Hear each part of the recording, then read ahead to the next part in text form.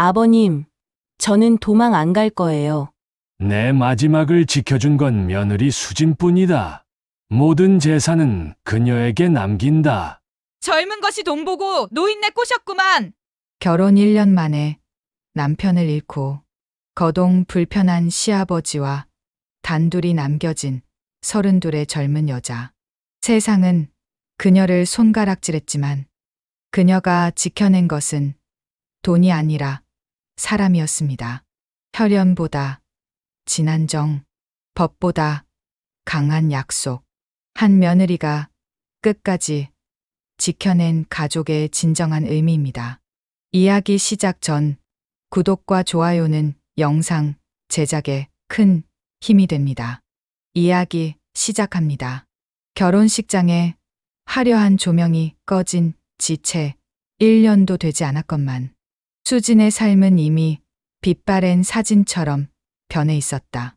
32살 새하얀 웨딩드레스를 입고 걸었던 버진로드는 이제 병원 복도처럼 차갑고 긴 일상의 연속이 되어버렸으니 아침 햇살이 창문을 두드리는 시각 수지는 벌써 부엌에서 죽을 끓이고 있었다. 뇌졸중으로 쓰러진 시아버지 강노인을 위한 아침 식사였다. 72살의 노인은 왼쪽 몸을 제대로 가누지 못했고 말도 어눌해져 의사소통조차 쉽지 않은 상태. 숟가락을 쥐는 것조차 버거워하는 그를 보며 수지는 오늘도 긴 한숨을 내쉬었다. 아버님, 일어나셨어요? 아침 준비됐습니다. 방문을 열자 특유의 노인 냄새가 코끝을 스쳤다. 창문을 열어 환기를 시키고 싶었지만 찬바람이 몸에 좋지 않을까 봐 참아야만 했다. 시아버지는 멍한 눈으로 천장을 바라보고 있었는데 그 모습이 마치 세상과 단절된 섬 같아 보였다. 민수는 새벽같이 일어나 아버지의 기저귀를 갈아주고 나갔다. 당신이 고생이 많아. 조금만 참아줘. 우리가 아니면 누가 아버지를 돌보겠어? 그의 말에는 효심이 가득했지만 수진의 마음 한구석에는 알 수 없는 무거움이 자리 잡고 있었다. 시댁에 들어온 첫날부터 시아버지를 모시게 될 줄은 꿈에도 몰랐던 일. 신혼의 달콤함은 온데간데 없고 매일 반복되는 간병의 굴레 속에서 수지는 조금씩 지쳐가고 있었다. 그래도 민수가 있어 버틸 수 있었다. 퇴근 후 지친 몸을 이끌고도 아버지 곁에서 책을 읽어주는 남편의 모습에서 수지는 결혼 전에는 몰랐던 깊은 인간미를 발견하곤 했다. 어쩌면 이것이 진짜 가족의 모습일지도 모른다는 생각이 들 때도 있었다. 노인의 떨리는 손이 죽 그릇을 향해 뻗어졌다가 이내 무력하게 떨어졌다. 수지는 말없이 숟가락을 들어 그의 입에 죽을 떠 넣어주기 시작했다. 한 숟가락, 또 한 숟가락. 삼키는 것조차 힘들어하는 시아버지를 보며 그녀는 문득 자신의 미래가 이 작은 방 안에 갇혀버린 것은 아닐까 하는 두려움에 휩싸였다. 창밖으로는 이웃집 젊은 부부가 손을 잡고 산책을 나가는 모습이 보였다. 수진도 한때는 저랬었다. 민수와 함께 걷던 그 봄날들이 이제는 까마득한 꿈처럼 느껴질 뿐. 괜찮아요. 아버님 천천히 드세요. 거짓말처럼 다정한 목소리가 흘러나왔다. 시아버지의 흐릿한 눈동자가 며느리를 향했다.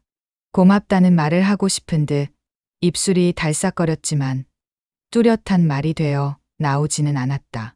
저녁이 되어 민수가 돌아오면 수지는 비로소 잠시 숨을 돌릴 수 있었다. 하지만 그것도 잠시, 내일이면 또다시 똑같은 하루가 시작될 터. 신혼집이 아닌 요양원 같은 이곳에서 수진의 젊음은 조금씩 시들어가고 있었다. 그날 밤 민수가 잠든 아버지를 보며 속삭였다. 아버지가 이렇게 된 것도 우리 결혼하고 나서야 하늘이 우리에게 주신 숙제인가 봐. 수지는 대답 대신 남편의 손을 가만히 잡아주었다. 그의 손은 거칠었지만 따뜻했고 그 온기만이 이 춥고 긴 터널의 끝에 빛이 있을 거라는 희망을 심어주는 듯했다. 아직은 사랑이 남아있었기에, 아직은 버틸 수 있을 것 같았기에, 그날 아침은 유독 맑았다. 하늘이 너무 푸르러서 오히려 불안했던 것일까. 민수는 평소보다 일찍 일어나 아버지의 이마에 손을 얹어보고는 안도의 숨을 내쉬었다. 열이 내린 것 같다며 수진에게 속삭이던 그의 목소리가 아직도 귓가에 맴도는 듯하다. 오늘 일찍 들어올게. 저녁엔 당신이 좋아하는 파스타 만들어줄게. 현관문을 나서며 뒤돌아본 민수의 미소가 그녀가 본 마지막 모습이 될 줄이야. 출근 시간이 겨우 30분 지났을까. 급히 울린 전화벨 소리에 수진의 심장이 멈춘 듯 아득해졌다. 교차로에서 신호를 기다리던 민수의 차에 졸음운전을 하던 트럭이 돌진했다고 했다. 병원에 도착했을 때는 이미 모든 것이 끝난 뒤였다. 하얀 천으로 덮인 그 아래 아직도 따뜻한 듯한 민수의 손을 잡고 수지는 소리 없이 무너져 내렸다. 장례식장의 향, 냄새가 숨통을 조여왔다. 조문객들의 위로가 귓전을 스쳐 지나갔지만 아무것도 들리지 않았다. 시아버지는 휠체어에 앉아 멍하니 아들의 영정을 바라볼 뿐이었다. 말을 제대로 못하는 그의 눈에서 눈물만이 끊임없이 흘러내리고 있었으니 이제 어쩔 거야? 그 노인네랑 둘이 어떻게 살아? 친정어머니의 걱정 섞인 한숨이 가슴을 후벼 팠다. 맞는 말이었다. 32의 젊은 미망인과 거동 불편한 시아버지. 세상 누가 봐도 어울리지 않는 조합이었다. 빈집으로 돌아온 첫날 밤. 수지는 민수가 앉던 자리에 멍하니 앉아 있었다. 시아버지의 약 먹는 시간을 알리는 알람이 울렸지만 손가락 하나 움직이기 힘들었다. 그때 거실로 기어 나온 시아버지가 보였다. 휠체어도 없이 바닥을 기어서 나온 그는 떨리는 손으로 수진의 무릎을 토닥였다. 가라. 너가. 더듬거리며 겨우 내뱉은 말. 자신을 두고 떠나라는 뜻이었다. 그 순간 수진의 눈에서 참았던 눈물이 봇물처럼 쏟아져 내렸다. 시간은 잔인하게도 계속 흘러갔다. 아침이면 시아버지의 죽을 끓이고 기저귀를 갈고 약을 먹이는 일상은 변함이 없었다. 다만 이제는 혼자였다. 민수가 해주던 몫까지 모두 수진의 차지가 되어버린 것. 친구들은 하나둘 연락을 끊었다. 젊은 나이에 시아버지를 모시고 사는 친구와 무슨 이야기를 나눌 수 있겠는가. 수진도 그들을 탓할 수 없었다. 자신조차도 이런 삶이 낯설고 버거웠으니까. 요양원이 어때? 정부 지원도 있다던데. 이웃 아주머니의 조언에도 수지는 고개를 저었다. 민수가 그토록 아끼던 아버지를 그가 떠난 지 얼마 되지도 않아 요양원에 보낼 수는 없었다. 그것만은 민수에 대한 배신 같았다. 밤이면 수지는 민수가 입던 옷을 꺼내 안아보곤 했다. 희미하게 남은 그의 채취가 코끝을 스칠 때면 이 모든 것이 꿈이었으면 좋겠다는 생각뿐이었다. 시아버지도 밤마다 아들의 이름을 부르며 헛손질을 했다.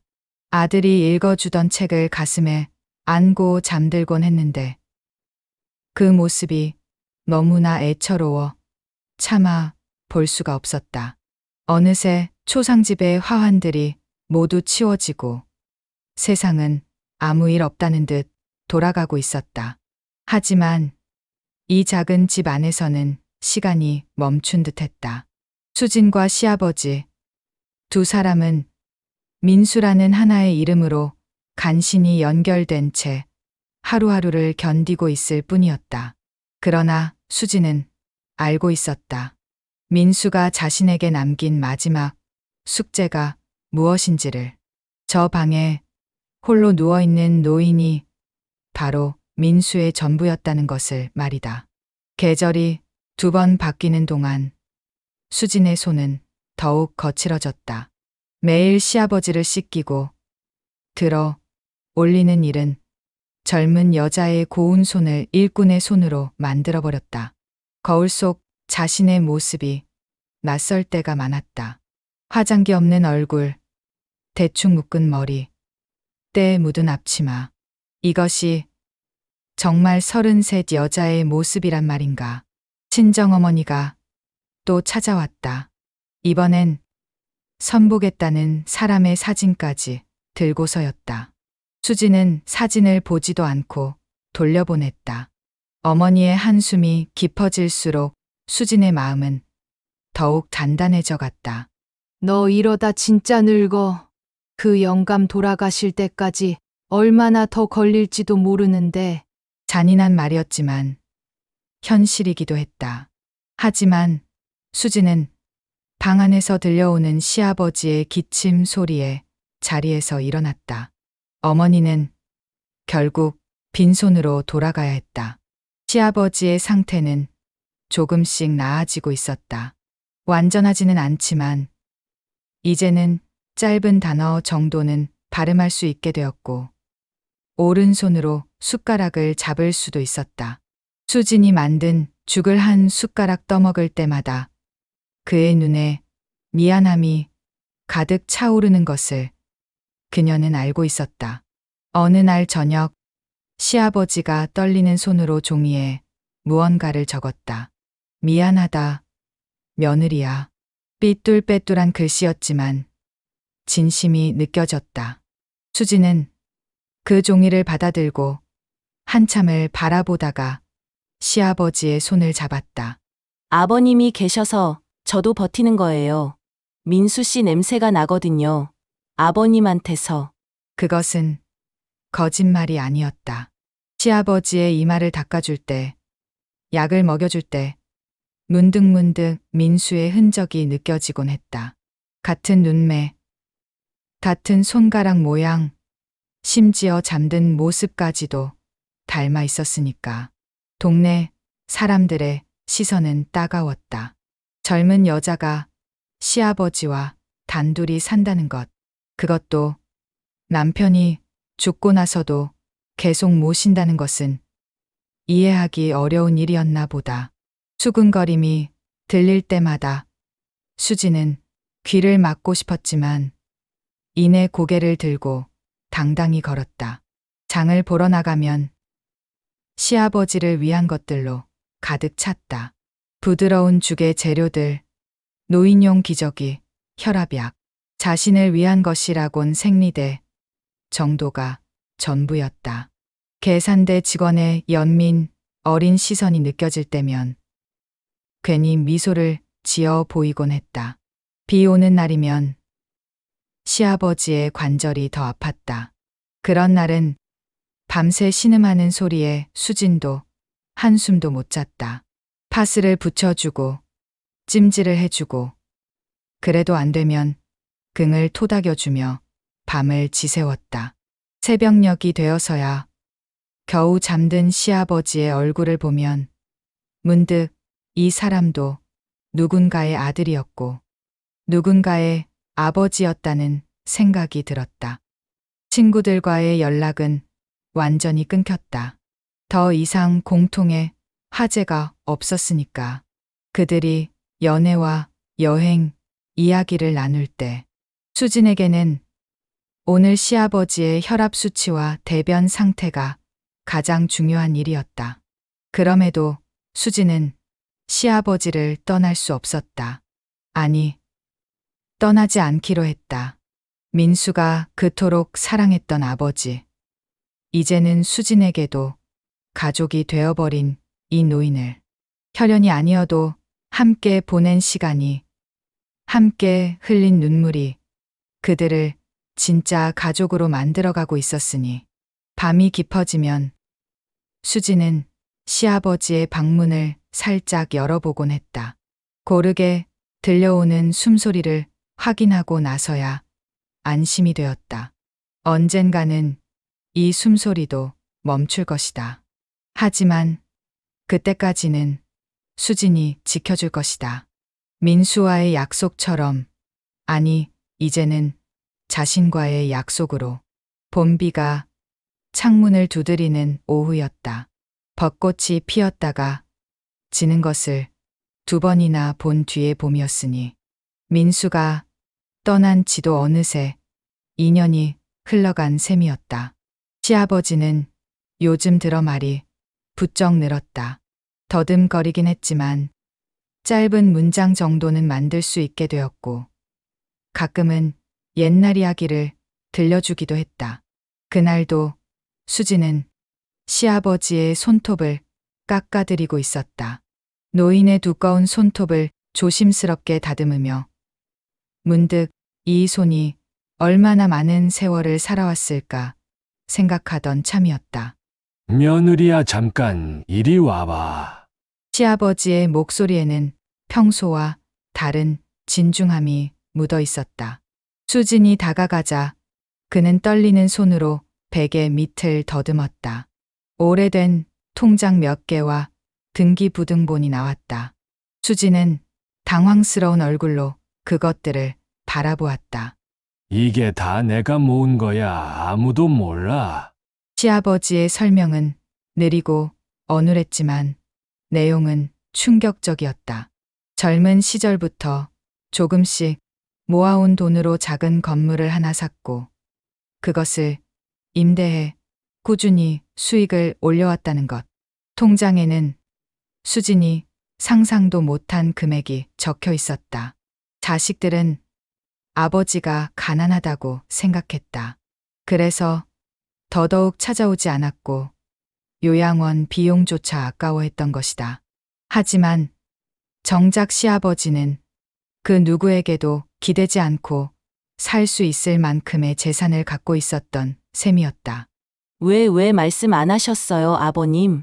수진의 물음에 시아버지는 쓸쓸하게 웃었다. 그 미소 속에 평생의 외로움이 묻어났다. 돈 있다고 하면 더 안 왔을 거야. 그나마 명절에라도 얼굴 보고 싶어서. 가슴이 먹먹해졌다. 자식들의 정을 돈으로라도 사고 싶었던 아버지의 마음이 너무나 아프게 다가왔다. 수지는 시아버지의 거친 손을 꼭 잡았다. 노인은 계속해서 말을 이어갔다.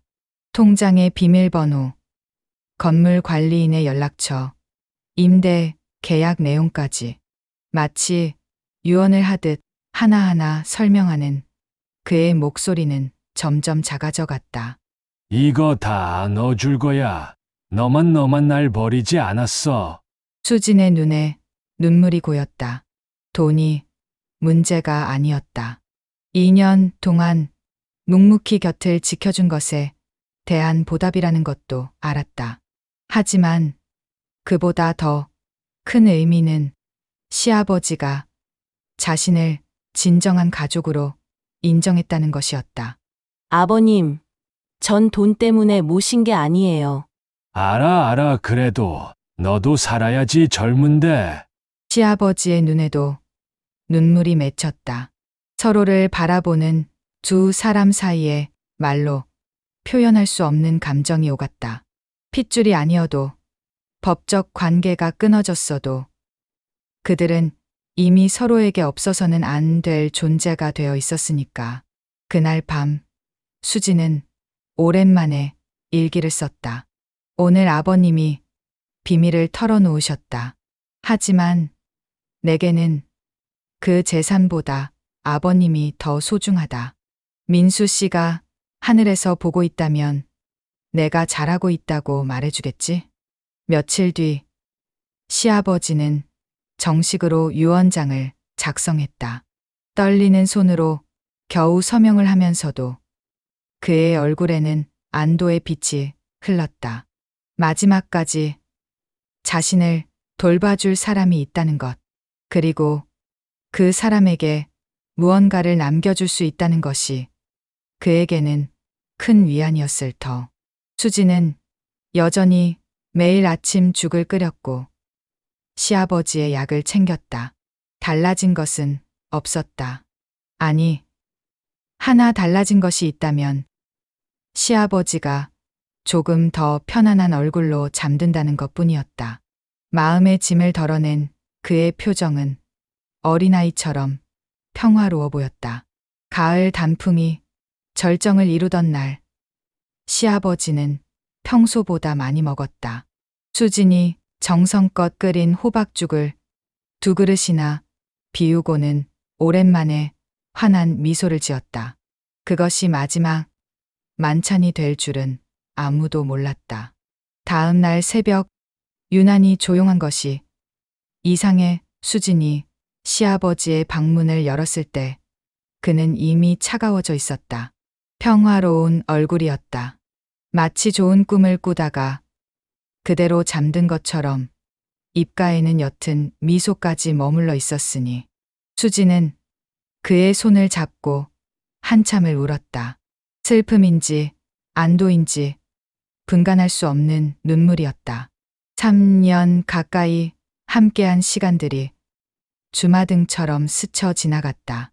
처음 기저귀를 갈 때의 어색함, 죽을 떠먹이며 나눈 무언의 대화들, 함께 보낸 무수한 밤들이, 장례식장에는 뜻밖에도 많은 사람이 몰려들었다.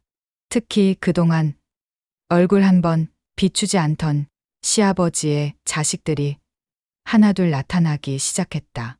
검은 상복을 차려입고 슬픔에 젖은 표정을 지었지만 그들의 눈빛은 다른 곳을 향하고 있었다. 아버지가 재산이 있다던데요?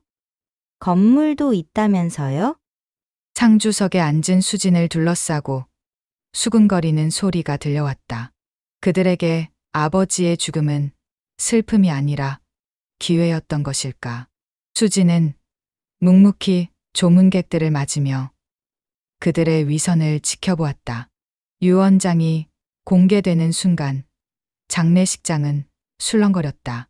변호사가 읽어 내려간 유언장에는 단 한 줄만이 적혀 있었다. 내 마지막을 지켜준 건 며느리 수진뿐이다. 모든 재산은 그녀에게 남긴다. 분노한 자식들의 항의가 빗발쳤다. 어떤 이는 수진이 노인을 꼬드겼다고 했고, 어떤 이는 정신이 온전하지 않은 상태에서 쓴 유언장이라고 주장했다. 하지만 유언장은 완벽하게 법적 요건을 갖추고 있었고, 무엇보다 시아버지가 직접 녹화한 동영상까지 있었다. 화면 속 시아버지는 또렷한 목소리로 말했다. 자신이 쓰러진 후 단 한 명도 찾아오지 않았다는 것. 오직 수진만이 3년 동안 한결같이 돌봐주었다는 것. 그래서 모든 것을 그녀에게 남긴다는 것을. 수진은 그 동영상을 보며 또다시 눈물을 흘렸다. 언제 찍었는지도 모를 영상 속에서 시아버지는 너무나 당당했다. 마치 진짜 아버지가 딸을 지켜주듯이. 세상의 시선은 차가웠다. 젊은 며느리가 시아버지의 재산을 노리고 끝까지 모셨다는 소문이 돌았다. 하지만 수지는 개의치 않았다. 그들이 모르는 것이 있었으니까. 새벽마다 시아버지의 가래를 빼주던 손길, 대소변을 받아내며 흘렸던 눈물, 그리고 서로를 가족이라 부르며 나누었던 따뜻한 순간들을. 시아버지를 모신 납골당은 민수의 옆자리였다. 수지는 두 개의 함을 나란히 보며 생각했다. 이제 그들은 영원히 함께일 것이라고. 아버지와 아들이, 그리고 자신의 두 가족이. 건물에서 나오는 임대 수익으로 수지는 작은 요양봉사 단체를 만들었다. 혼자 남겨진 노인들을 돌보는 일이었다. 시아버지가 느꼈을 외로움을 다른 이들은 느끼지 않기를 바라는 마음에서였다. 봄이 오면 수지는 납골당을 찾는다. 두 개의 함 앞에 꽃을 놓고 조용히 인사를 건넨다. 잘 지내고 있어요. 아버님이 주신 것으로 좋은 일 하고 있어요. 민수 씨도 자랑스러워 하겠죠? 바람이 불면 꽃잎이 흩날렸다. 마치 그들의 대답처럼 수지는 그 꽃잎을 바라보며 미소 지었다. 혈연도 아니었고 법적 관계도 끊어졌지만 그들은 진짜 가족이었다. 서로를 끝까지 지켜준 세상에서 가장 아름다운 가족이었다고. 수진이 지켜낸 것은 단순한 효도가 아니었습니다. 세상이 뭐라 해도, 혈연이 아니어도, 법적 관계가 끊어져도 그들은 진짜 가족이었습니다. 서로의 마지막을 지켜준, 서로의 외로움을 달래준, 세상에서 가장 아름다운 가족. 나는 아버님을 버리지 않았다. 아버님도 나를 버리지 않으셨다. 이것이 바로 가족의 진정한 의미가 아닐까요? 피보다 진한 것은 결국 함께한 시간과 마음이라는 것을. 여러분은 어떻게 생각하시나요? 수진의 선택이 옳았을까요? 아니면 다른 길이 있었을까요? 혹시 여러분도 비슷한 경험이 있으신가요? 가족의 의미에 대해 다시 생각해 보신 적이 있으신가요? 구독, 좋아요, 알림 설정 부탁드리고 댓글로 여러분의 생각과 경험을 나눠주세요. 서로의 이야기를 통해 위로와 공감을 나누는 따뜻한 공간이 되길 바랍니다. 다음 이야기에서 또 만나요. 시청해 주셔서 감사합니다.